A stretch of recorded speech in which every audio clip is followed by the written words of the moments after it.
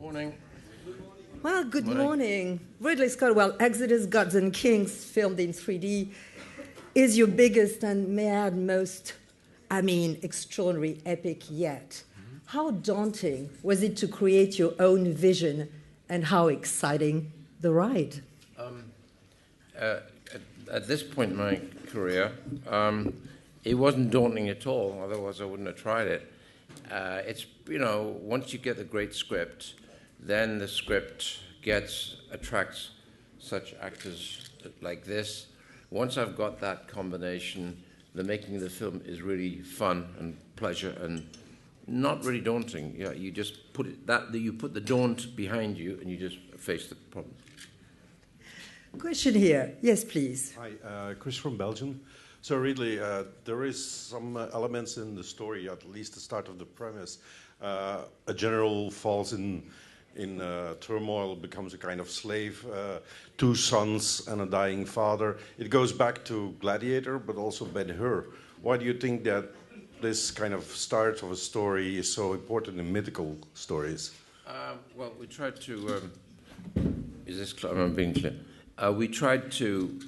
when I began the process, I was offered the script, which was already written by Peter Chernin, and the screenplay was very interesting, certainly enough to get me engaged. And off that, I said, I was more amazed by what I didn't know about this character, Moses. I knew about the reeds, the rushes, the child. I knew about the tablets, and that's about it. And so when I read the whole story, I had no idea of the length and breadth and width of who this character was and how important he was historically and religiously in three major denominations. And so off that, I set forth to adjust the screenplay to the way I saw it, and in so doing, injected a little bit of myself into what I thought the story was. But I think by doing that, you first write it was like an encyclopedia of information about this particular period and this particular subject, Geoffrey Kane. From that, I was pretty well educated in the entire process, so I did not have to sit down and read the Old Testament like this gentleman read the Old Testament, I think, 3 times. Unfortunately, it was after I got the screenplay finished, so he kept saying to me, you know what, we could put this in. I'm going, oh.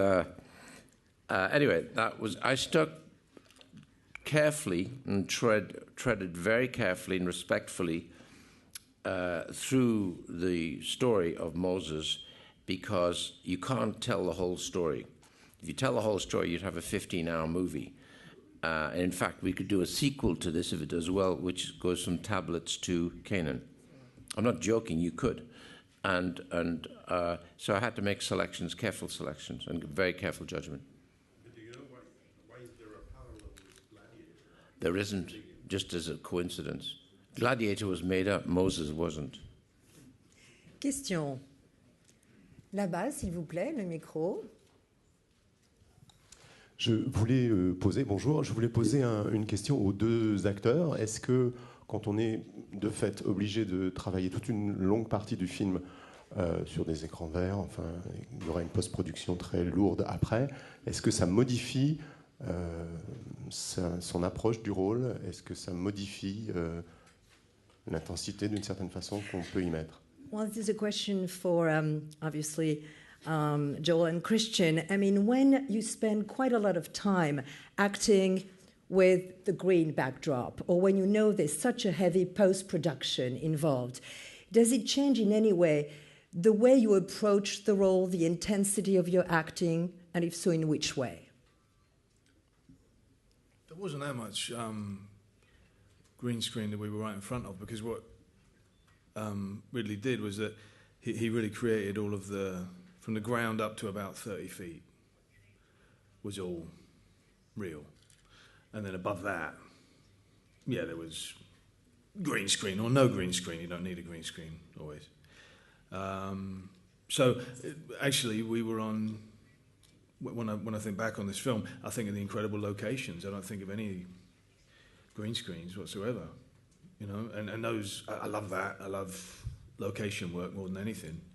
And I don't know how Rid found it, but he just found the most incredible beaches and locations which were perfect for the Red Sea, and which were just stunning, mind-blowing looking places. I don't know about you, Joe, but I don't remember a whole lot of green screen when I look back on the filming of this. It was interesting that at the first section of the shoot was at the palace, and we had so much of the rooms, everything within the room was practical. We could touch and pick up and see and move. And then you would see a little green screen beyond, like where these murals are. And it was interesting because you could always ask Ridley what was beyond what we were looking at. And he could draw a little picture for you and say, this is what you're seeing. This is the perspective of everything you're seeing. So you never really felt lost. And as an actor, I would hate to do a movie that was entirely green screen. My imagination is hopefully left to work with the actors and what's there in front of me rather than trying to picture what I'm supposed to see. Yeah, so we didn't have too much considering. Question, yes, over there, please. Oui, bonjour. Je voulais savoir, demander à Christian Bale s'il avait vu les 10 commandements, s'il avait vu le rôle de Charlton Heston, comme il a encore gardé le look de Moïse, sa barbe, les cheveux longs, etc., s'il avait réussi comment il avait habité le rôle et s'il avait réussi à le quitter. Il y a une question pour Ridley Scott. Il justifie pratiquement tous les plaies d'Égypte. Est-ce que c'était une volonté au départ d'expliquer ce qui n'était pas expliqué justement dans la Bible? Alors, the first part of the question is for Christian Bale. I mean, did you actually see Ten Commandments and, of course, Charlton Heston in it? And as you obviously kept some of Moses' look, I mean, the beard, the long hair, whatever, how easy or difficult was it in a way to let him go? Or to let Charlton Heston go? No, to let Moses go.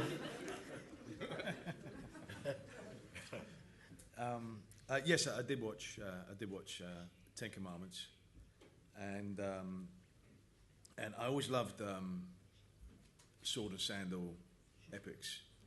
When I was growing up, I guess it was BBC. They would usually show Ben-Hur every Christmas, and I'd always get up early by myself and watch it by myself when my family was still sleeping. And then after Ridley came to me with the insane idea of this idiot here playing Moses, I went, and I didn't first visit Ten Commandments. I first went to Life of Brian, and I went to History of the World with Mel Brooks with that wonderful bit where he's going, I bring you the 15 commandments, bring you the 10 commandments. And that was really informative, and they're great films anyway.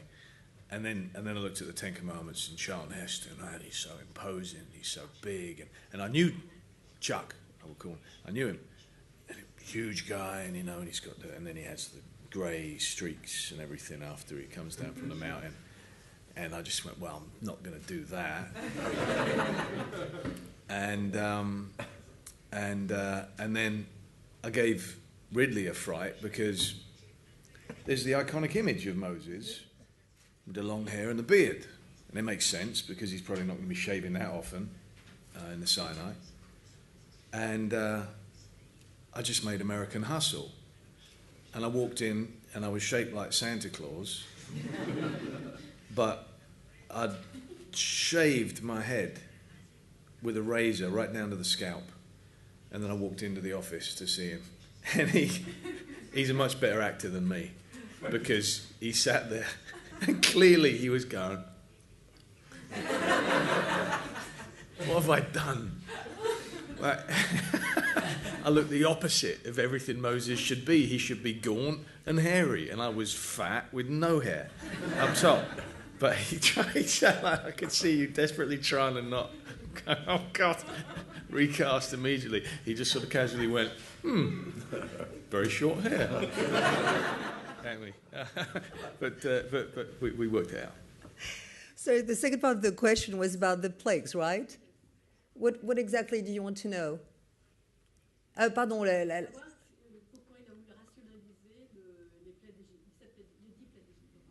Oui. Well, the question is for you, Ridley Scott. I mean, would like to know why you chose, in a way, to explain some of the 10 plagues of Egypt.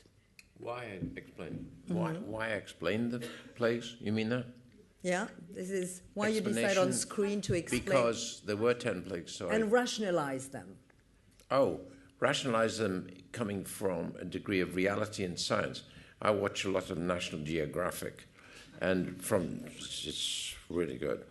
And you watch the real world, the real animal world, where people have sat there for days or months getting shots of crocodiles, lions, animals in their own environment. And a lot of that influences me in this film. So the plagues were... I saw a horrible piece of documentary around Madagascar, where there had been inexplicable, massive migrations of flies that would attack fishing boats and kill the fishermen, where they're breathing in flies. It was so black. So that went into the little library of what I must do. I've seen plagues of locusts. So I kind of wanted to bed myself in reality, and that's why we had in it the rather amusing Ewan Bremner, who, if you like, is kind of the scientist of the period, and the marvelous Indira Varma, who did a small part for me playing a priestess who was clearly clearly all about propaganda and not about the real thing. That you can't have 1,000 gods, but so the idea of gods of having 1,000 gods in Egypt in that time was all of propaganda, and she was at the peak of the propaganda. So she was destined for punishment because she was bullshitting all the time. And Ewan Bremner, who was the fakey scientist, was definitely bullshitting all the time. So they were due for a definite hanging. So, and if you got any sense of humor at all, I thought this film needed a little bit of sense of humor in there somewhere, and those are the 2 points of humor in the entire film. Ici. No. Micro, s'il vous plaît. I have a question for Sir and Christian Bale. You mentioned this film is about people's purchase freedom, and Moses is the icon of freedom.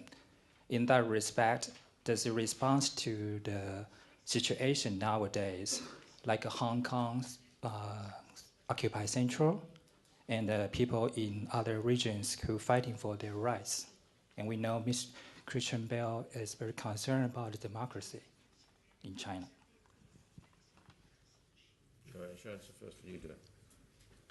First off, I feel very sorry for the lady in the box. Why have you put her in a box over there? It doesn't seem very fair, does it? She has a plague. Let's release her. Yeah, Let's release her right now. She's got incurable plague. I think that Moses has come to be a symbol for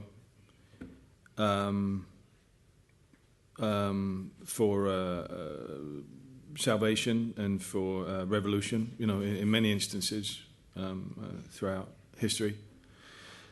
And, of course, for very good reason. He was the original liberator and also, as is so often the case, made a radical transformation within himself, going from being the kind of archetypal collaborator with the regime of the Egyptian empire, which was really presented here as quite a fascist regime.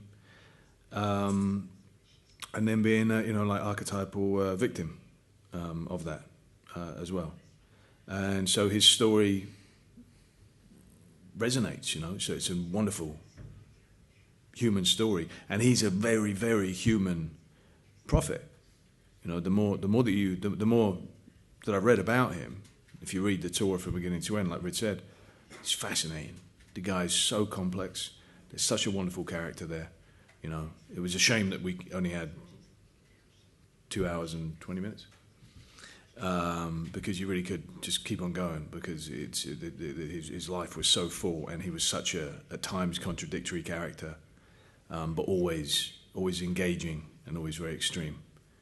And so that's clearly why his story is still so engaging to all of us nowadays, and is apt for appropriation for so many different protests around the world that you mentioned. What would you like to add, Well, Ridley Scott? very little. I mean, how are you in the box, by the way? You all right? Christian pretty well said it all, but there's going to be naturally a connection between what we did, which is 5,000 years old, and many of the things that are going on today, not just in Hong Kong, but everywhere. And the only lesson we seem to have learned is none. We don't learn our lesson, and we keep repeating the same stuff. And yet I like to be positive about the way the world seems to be, because if you compare the world today in many other forms and respects, we're way better off today in many parts of the world than we were 50 years ago. So you have to look at this also partly optimistically, but at the same time, you look at the general overview of the political and religious movements of the world going on right now, we don't learn anything. Nothing seems to have moved forward. Joel, I see you listening to that, and Christian just mentioned that he thought his Moses was a very human, complex prophet, to just quote you. How would you describe your Ramses, your take on this very paradoxical villain character, so to speak? As Christian pointed out, the Egyptians and at the top of that triangle, Ramses is depicted as a very fascist society, and him as a very ethically, what I think ethically kind of upside down character, in a very kind of Hitler-esque way, and yet the story begins with these two men as friends and brothers and collaborators, and complicit in many ways, and in one way both skeptical of any religious system. In a subtle way, I think we see in the beginning that as this prophecy is unfolded by the priestess on the eve of the Battle of Kadesh, that Moses and Ramses are both somewhat rolling their eyes at the prospect. And yet, deeper into the movie, the insecurity that's a part of this man who then becomes Pharaoh and takes the mantle is bred into the kind of fear and I think deficiencies that I think become a really nice, not nice, but interesting, fertile ground for someone who likes to seize, take, and exercise a lot of power. And what's interesting about the script is it humanises these characters at the same time. I mean, yes, we want to see and depict Ramses as a bad person because ethically his ideas are incorrect as far as the progression of the world should be, but we see that he's also a person, still a man, and losing a child, and we can relate to these things in some small ways as well. Question here. Ruben Nollet from Belgium. A question for Mr. Scott first. When you make a film based on the Bible, you know you're going to invite a reaction, if not criticism, from certain pressure groups, especially in America. Something that's quite difficult to gauge from a European standpoint is how much influence do these people actually have on a production, especially one of this size. And for Mr. Bale, Wildlife of Brian. Well, Ridley, first, please. Of course they have an influence, but they don't have an influence on what I do, no more than the fact that I would decide to take this on with the greatest of respect, because I know how seriously people do take movies that are above and beyond the norm of just the average level of entertainment. But I try and do that pretty well every time. I've done Kingdom of Heaven, I've done Black Hawk Down. I knew I'd get into trouble in Black Hawk Down. I knew I'd get into trouble in Kingdom of Heaven. But I'm, I think, one of the most popular Western world directors in the Muslim world. So, and because even on, I did Body of Lies, the smartest person in Body of Lies was not Russell Crowe. It was the head of intelligence in Jordan. So I take great care about what I'm doing, what I'm heading into, And therefore, I treated the entire story with the greatest respect. And it's a very tricky, tiptoe through the tulips to decide what you're going to do without actually impeding what I want to do. So it's a tricky dance. But where does the influence lie? Influence with who? These people. They don't influence me. Not at all. No. I have to make the movie I want to make. That's it. Yeah. So second part of the question was for you. So if truth be told, why Life of Brian? Why not? I mean, it's a fantastic film, isn't it? I mean, any excuse to watch it is a good excuse. And it's very easy when you're making a film that has this sort of gravitas and weight to it that you can unintentionally start making Life of Brian. And so you've got to watch out for that. And we'd have takes now and then where it became a bit Monty Python. And it was good, so we knew we had those red flags. So it was good to study it ahead of time.